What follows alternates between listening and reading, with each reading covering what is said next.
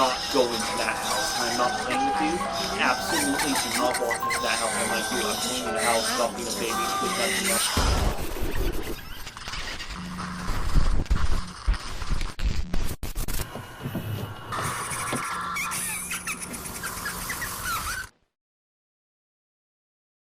Hello everybody, and welcome back to another episode of Retro Alliance Gaming Halloween Month. Today, we're going to be telling 3 separate stories that I'm going to be providing to you. On our first story that you're going to hear today is going to be from one of my good friends, Brooke. She's a friend that I met, that's it. She's just a friend I met over 6 months ago, and over the course of time, we have become really great friends. She had been telling me all these creepy stories and things that had happened to her in her life, and she had told me one story in particular that really struck me, and you guys are about to hear it right now. Here is her story.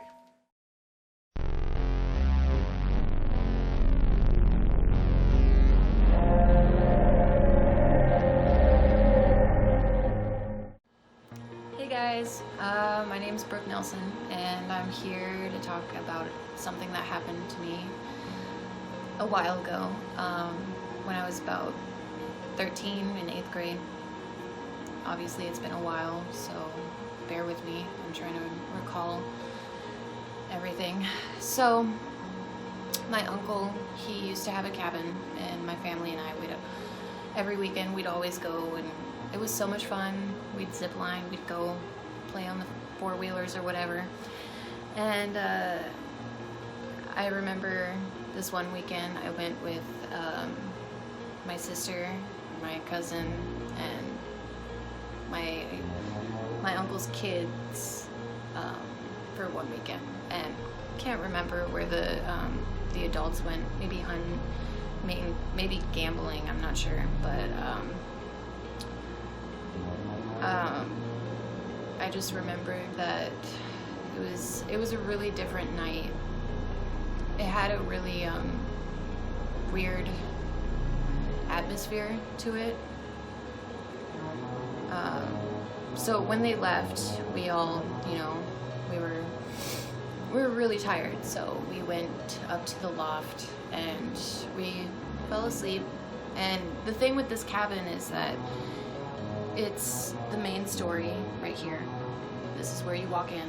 Up here is the loft, and then the bathroom on the loft has her own little roof.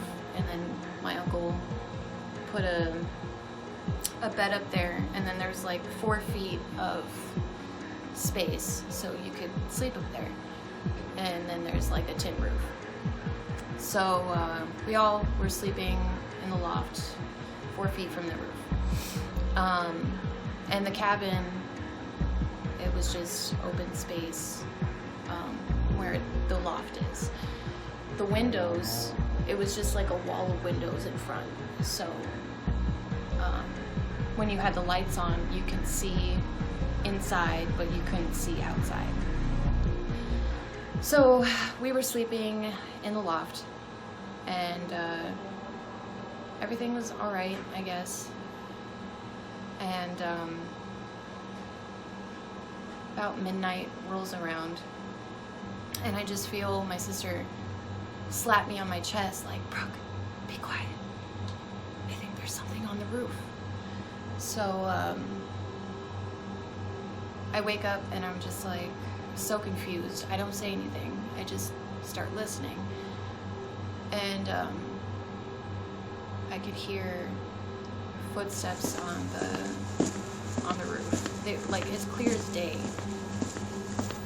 And the dogs, my uncle had 2 dogs. They were going crazy outside. They were barking, and they never usually did that. And it was just, we were all really freaked out. So my sister, she was texting her friend about what was going on and stuff, and her friend, he was like, "Wow, that all the things that are going on, it really sounds like a skinwalker." And if you don't know what a skinwalker is most known in the Navajo or other Native American tribes, which is basically like a witch who kills a member of their family and eats a part of their flesh to become like a shapeshifter. And so we got really freaked out, and we went from bottom of the cabin to the top, just locking the windows, locking the doors. And my sister, she was locking this one window on the loft, not the very loft, but the loft. And I remember her looking down and just staring, and you could just see her face. It was just mortified. And I was like, Rachel, what's wrong? So I looked down, and there was just a deer standing in like that, you know, the motion sensor lights. It was just standing in the light looking up at what we thought was us, but it was looking at something that was on the roof. And we got really scared that night, and we woke up my cousin, and we woke up the two girls that were my uncle's girlfriend's kids, and we all ended up sleeping in the loft bathroom because that's how scared we were. We turned off all the lights, we fell asleep in the bathroom, and then when the parents came back the next morning, they were like, why are you sleeping in the bathroom? And we were like, we were really scared. We saw, like, we didn't see anything, but we heard footsteps on the roof, and we heard stuff outside. The dogs were going crazy, and there's nothing that could be on the roof. The roof was just, it was at least 50 feet high. And so the next morning, my sister's friend drove up with her dad, or I think he dropped her off, and they were just exploring. You know, my uncle had acres of land, and I was just with my cousin and the two girls, and they were just wandering around. That's what we were doing. And my sister and her friend went to jump on the trampoline that we had, and they found a black coarse piece of hair that was longer than mine at the time, and they thought it was mine because I wore extensions, but my extensions were much lighter than that color. And so a couple weeks go by, we didn't go back to the cabin for a while. We were pretty freaked out, and this one Saturday morning, I got up really early, and I saw my uncle coming back from wherever he went. I would later find out that he went to these Indian graves that were on his property, and I was like, hey, Uncle Chris, where are you coming back from? He's like, oh, I gotta show you something. It's really cool. You're gonna like it. I know that you like history and stuff, and artifacts and stuff like that. I used to find arrowheads around this one place all the time. So I was like, okay, cool. And so we walked for a while, and we passed this little creek, go through this gate, and we go through this little meadow, and then finally we get there, and it's just a bunch of piles of stones, you know, spread out, but in the same area. And I'm like, what are these? What are these? And he's just like, they're actually Native American graves. And I'm like, oh, that's cool, awesome. I mean, I could appreciate something like that. It's part of history. I love it. And so me thinking that my cousins would appreciate it as much as I did. After my uncle and I went back, I brought my cousins out, and past the creek, went through the meadow or the gate, and we get to the gravesite, and they started stepping on the rocks. And I was like, hey, dude, stop, that's disrespectful. You don't want that bad energy to come back. And they're like, oh, come get me, motherfucker. Excuse the language, but that's what they said. And I was just like, dude, stop, that's not cool. And so we finally stopped, we went back, and we started playing this game where we blindfolded someone and led them out to the woods, and they had to find their way back to the cabin. Like, they had to take the blindfold off after we left, and it was my cousin and his friend's turn, and we led them out, me and my friend led them out to the woods. We dropped them off in this place. I went back to the bridge to kind of guard the cabin, so if they got back I could tag them and they lose. And so my friend hid over in a bush across the bridge, and I just remember her screaming. Like, it was a scream that I had never heard before. Like, it was hysterical.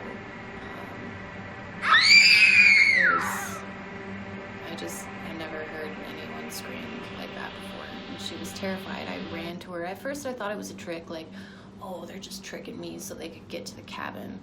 Me being 13, that was what I was thinking at the time. But, so I ran over to the bridge after, like, I was like, okay, this can't be a joke. So, I see her running across the bridge. She's fucking crying. She's crying really, really hard. And, I ask her what's wrong, and she's like, I thought you were still over across the bridge.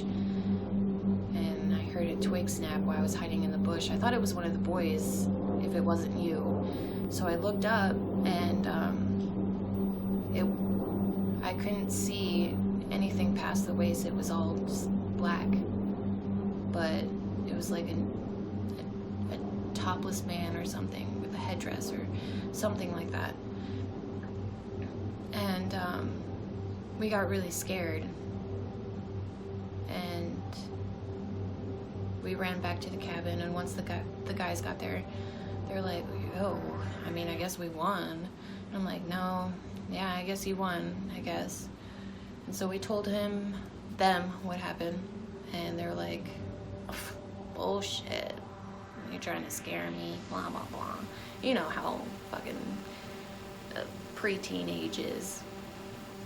And yeah, so fast forward a couple years, about 14, 15 years old, I started dabbling in witchcraft, and I was living with my grandma at the time, and my grandma has a bunch of Native American artifacts in her house. It's just filled to the brim, on the walls, on like statues, plates, everything. So I wanted this guy to like me, and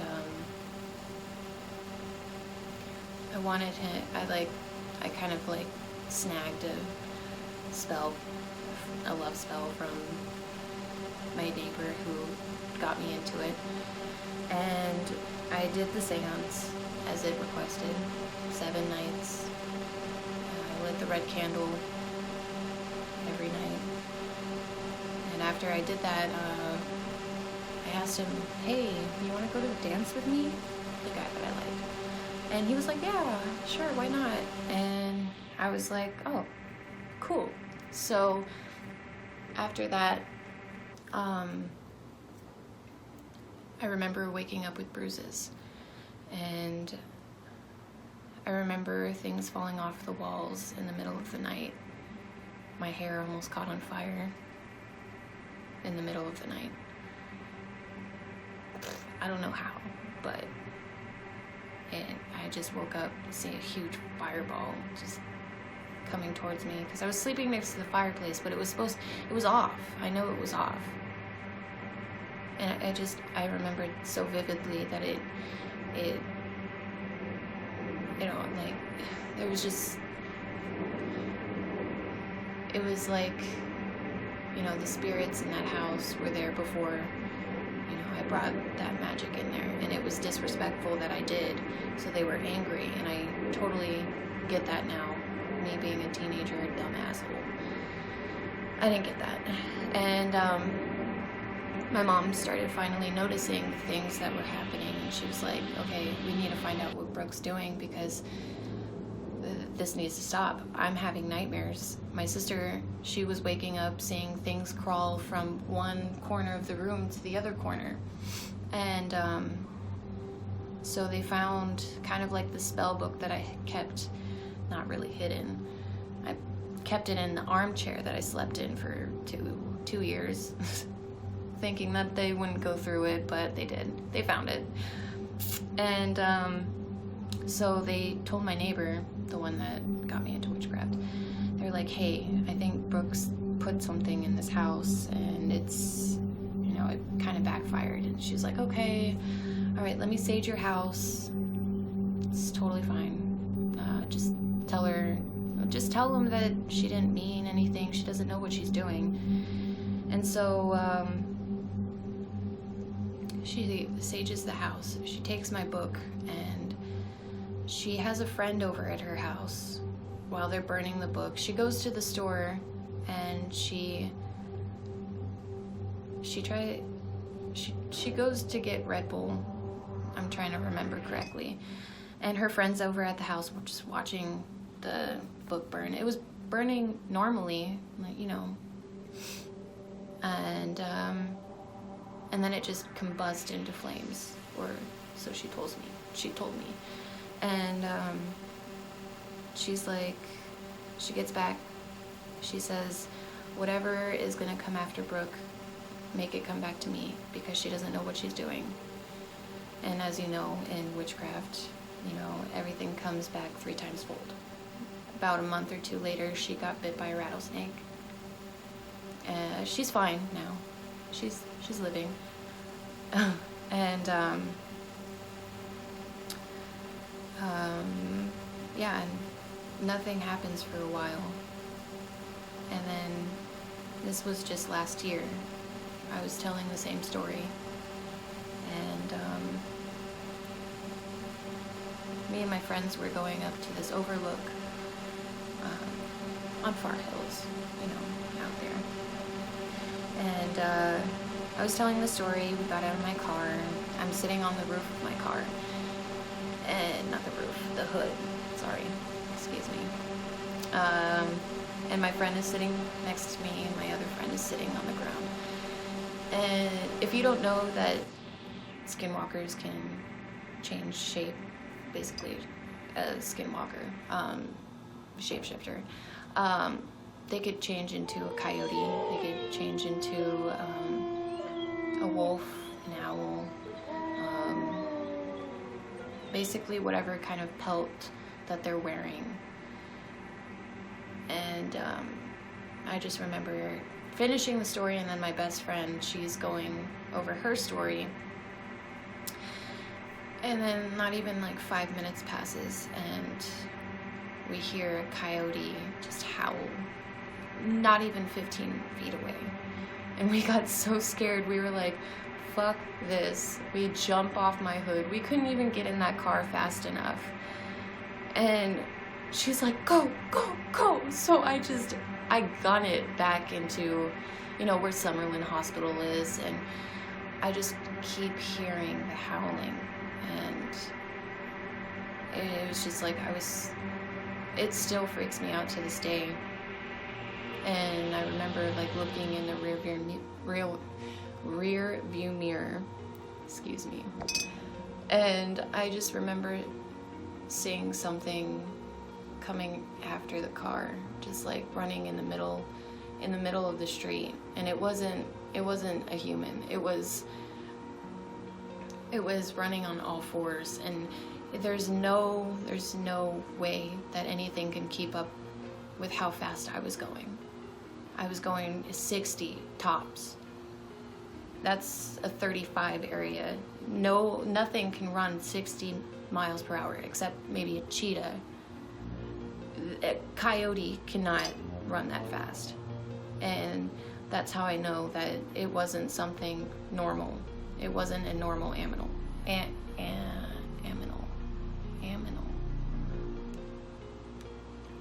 But yeah, we were so freaked out that we went to a Denny's and we had pancakes, and we told the waitress that what we saw, and she's like, I totally believe that. I mean, if something like that happened to me, so don't whistle at night, don't talk about skinwalkers, even though I did. So I don't know what's gonna happen. Probably nothing, but still. But yeah, that was my experience, and it still kind of like freaks me out to this day. Alrighty guys, so I hope you enjoyed that story. I personally found it incredibly creepy, and as she was telling this story to me, mind you, just through voice messages on Instagram, I really kind of got into like this dark, like, whoa, creepy zone. It was a beautiful story. Thank you so much, Brooke, for providing it from the Horror Corner, and you are awesome, and you are a lovely friend. Going ahead and moving forward, I am going to tell you a story now, personally, and then we're going to end it with one more story coming from a good friend from Instagram, All the Stones, and she will be providing the final one. But first, again, let me go ahead and start by telling you one of my stories, which I don't think I've ever told anybody the story before. This one actually creeped me out. Hold on.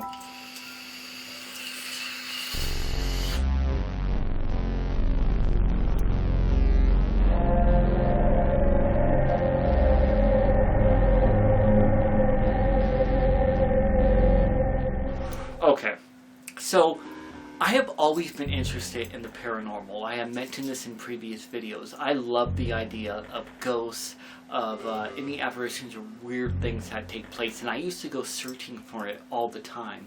I'd go off the cemeteries that were supposed to be haunted in the middle of the night. Any places I can find. When I was a kid, I messed around with a Ouija board until one of my older friends' mothers from when I was in high school, beautiful woman, love her, please rest in peace. She was a Cherokee Indian, and I remember she told me I shouldn't mess around with Ouija boards, and I took it to heart and decided I wasn't going to. But that being said, no matter how much I believe in all this stuff, I've never seen it personally for myself, and I'm one of those people where I need to see things. To fully be able to believe them. I'm spiritual, but at the same time, I really need this. So this was one of those situations where something happened where I got to physically see some evidence, and it really scared me, legit. So here goes. About 12 years ago, living in Las Vegas, I was working with a gentleman who did foreclosures on houses. Basically, the market had plummeted, so we all went out, and we were the guys that went to the house, changed the locks on the doors, so I had to learn to pick locks and all that stuff, and go in, do full cleanup. Some of these houses would be really old and trash everywhere, and I'm talking about just horrifying. There was one house we went to, which is another story altogether, where there were literally tens of thousands of black widows. That's a real horror story in and of itself. Oh God. Okay, so moving forward from this, we would go day to day, and we would just find all these houses and go to work. And one day, we were going to this house, just like any other normal day. And when we got there, you know, the house looked old. I don't know if it was particularly unusual, but it definitely looked like it was built a long time ago. I didn't feel any weird vibes, and I didn't think anything of it. So, during this point, one of the neighbors ran out and started talking, but he was speaking Spanish. Mind you, I don't speak Spanish, but the guy I worked with was Mexican. He speaks full Spanish. And the only thing I understood him saying was, El Diablo, El Diablo, Diablo, Diablo, don't, stay away. He'd even come up to me and say, stay away from the house. And he was talking to him, and I'm like, dude, what is going on?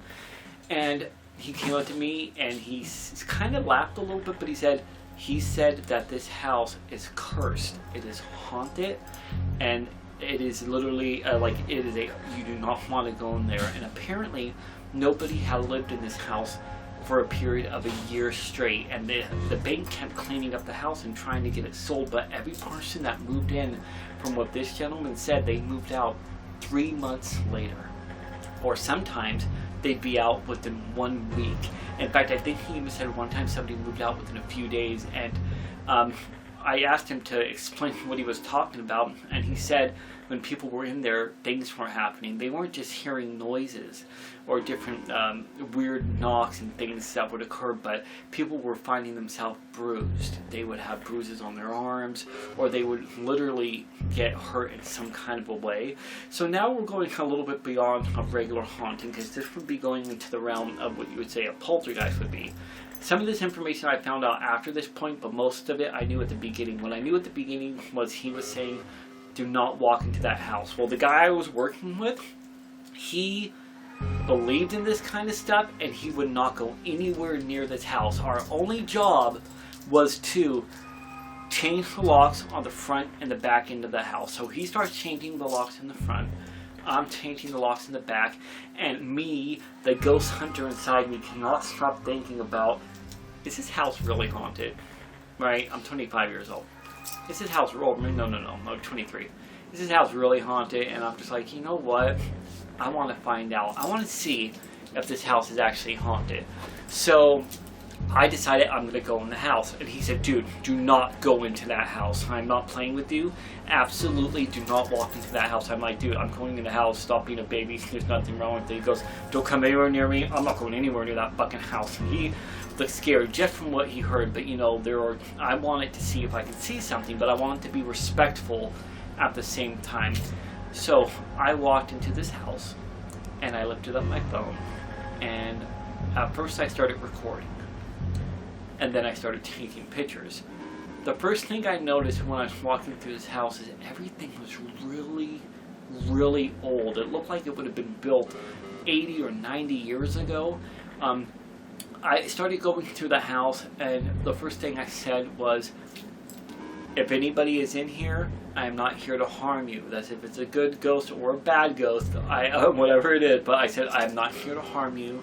I am not moving in. I am not taking your place. I am not taking your sanctuary. I am merely walking through the house in curiosity. If there is anybody in this house, would you please be willing to show yourself to me? Now, they say ghosts can be seen through cameras, kind of like I talked about in the other episode with Fatal Frame. So I started taking pictures. I took pictures all through the house, and I kept talking, saying, I am not here to harm you. I don't wish have any ill means. I just want to see something. I want to see if you exist. Maybe you can tell me that you're here, or maybe there's a message you want to give to me, whatever it happens to be. So I go all the way around this house, and I get to the bathroom, and I actually found the bathroom to be the scariest. It was very short. Like, the roof came down very low to your head. The cupboards didn't make any sense. Like, the architecture in this bathroom was scary. I shut the door, and I looked everywhere around the house. And picture. I was running out of memory to be using video. Everywhere. I cruised back out, walked into each room. I said something very nice, and by myself alone, very quietly, went into every single room in this house. Did I see anything? No, I didn't see anything. Did I hear anything? No. Did I feel creeped out? Try to speak. Psychologically, they say if you put a bunch of people together in one room and you tell them this room is haunted and people have died there, or what is it? Not psychosis. I can't think of the word. It's driving me nuts. But it creates this frenzy where people will start hearing or seeing things and making up things in their imagination.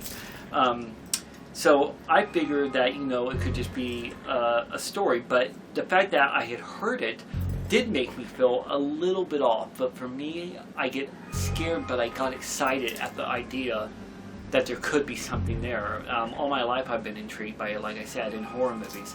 So, yeah, a little off, but nothing that I would say would prove that there's any kind of ghost or you know, whatever he said, El Diablo, all this kind of stuff, which I'm not going to get into religious topics, but, you know, my beliefs are a bit different than some of the masses.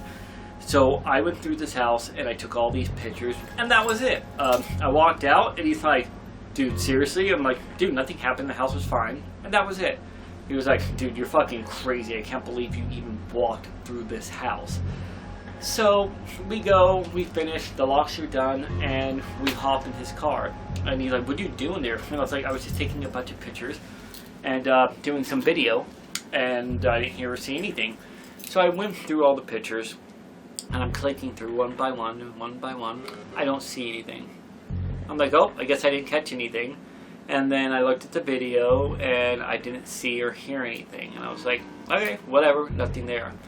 Well, later on that night, I decided I was going to go through the pictures again, and I wanted to look just a little bit more closely. So I went through the pictures, and I started clicking through, and not in the bathroom, where I felt uncomfortable, not in any of the rooms that I found as scary, but there was this picture, there was a fireplace, and I pointed right at the fireplace. Oh God, this is creepy. I pointed at the fireplace, and I took this picture, and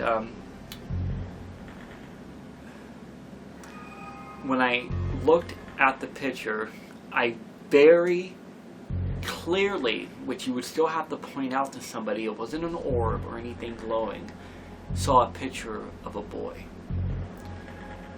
Now, it wasn't just like a picture of a random boy that you would see sitting there, like, you know, just a general ghost picture where I'm like, oh, that's interesting, or just seeing a face where I find it scary, but it did not look like a nice picture. I showed it to my friend, and then I showed it to Eno when I first met her, and she looked at it, and then I put my fingers like this. I go, here's the face, here's the eye, and here's the mouth. And as soon as you see it, you cannot unsee this particular photo.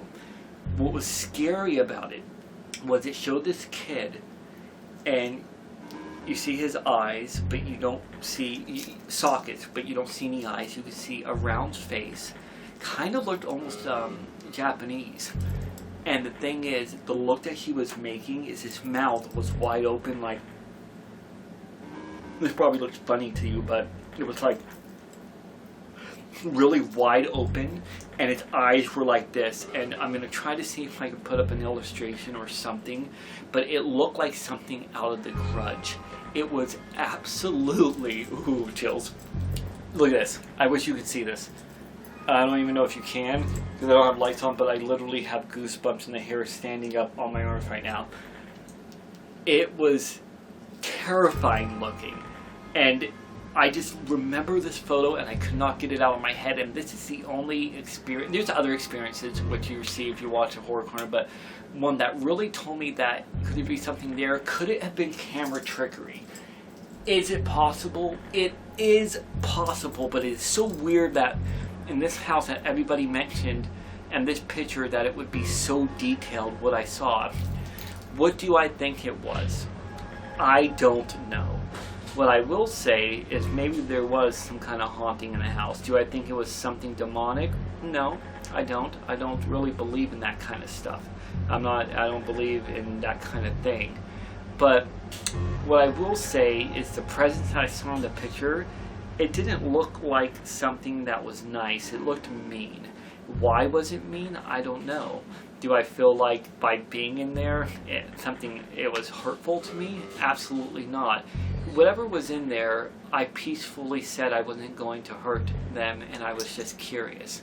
And so maybe they wanted to be seen, but maybe they just wanted to be seen and try to scare me into not going into this house again. Doesn't mean anything was there to hurt me. That could just be it. They just didn't want people in the house. But what I do know is I saw this picture, and again, I'll have something pop up again. I don't have it anymore. I lost it on my phone. But as you can see, it was quite terrifying, and it was definitely an experience for me. Other than that, guys, we have one final video that I'm going to show you. This is coming from another dear friend that I met many months ago on Instagram. I met some really cool people. She's a total sweetheart. Her Instagram is All the Lost Ones. I'm going to put a link below so you can see her YouTube channel. She is a very sweet, kind, and loving, open-minded person. She does a lot of straightforward stories on her YouTube. On her YouTube, talking about her day and just all sorts of different stuff. But she is amazing, and she decided to make us a very quick video, and this is going to be our bonus video for the night, and I hope you enjoy.